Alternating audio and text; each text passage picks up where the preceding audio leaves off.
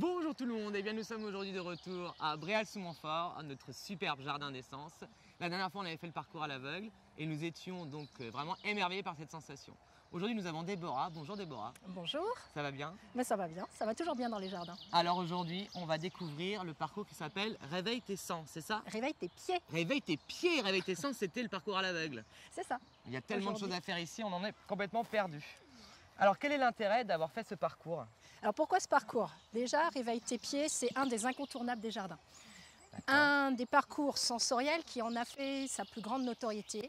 Les jardins sont très connus parce qu'on y vit plein de sensations très différentes. C'est pour ça qu'on est pieds nus en fait. C'est pour ça qu'on est pieds nus et on verra à la fin qu'on en tire tout plein de bénéfices, tout plein de bien-être. Mais ce sur quoi on a voulu en fait focaliser à l'époque, c'est toute cette notion de sensation que peuvent générer les éléments, les matières, tout au long d'1 kilomètre à travers le jardin. D'accord, donc là on a 1 kilomètre de parcours à faire. Même un petit peu plus, 1,1 km, sur différentes matières qui procurent effectivement différentes sensations. Déjà là on avait la paille tout à l'heure, on avait de l'ardoise juste avant, là on a les pavés un peu en schiste j'ai l'impression. C'est vraiment incroyable cette sensation sous les pieds là.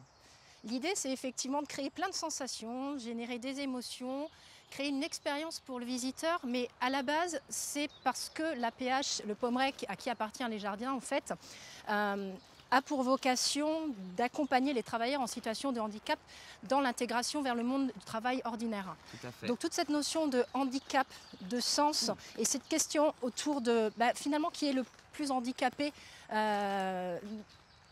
fait qu'on s'est posé ces questions de sens, de sensoriel, de matière et d'expression. Ouais, et ça a donné naissance au parcours. Gérard la dernière fois, c'est qu'ici on inverse un peu les handicaps. C'est-à-dire que le valide va être non-voyant et le malvoyant du coup se retrouve complètement dans son univers. C'est ça. Et on ressent, et on essaie de baser énormément sur le ressenti, sur les sensations, sur l'expérientiel.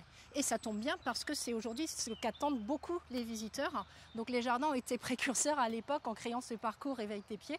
Il y a combien d'années qu'il est créé là? Le parcours doit avoir à peine une dizaine d'années. Les jardins existent depuis plus de 20 ans. D'accord, ça marche. Bon écoutez les filles, je pense qu'on a bien compris le principe. Maintenant là, on va se retrouver tout à l'heure pour d'autres sensations parce que là, ça allait à peu près, mais on m'a dit que tout à l'heure, ça allait bouger pas mal. Donc on se retrouve tout à l'heure. Allez, à tout à l'heure les filles.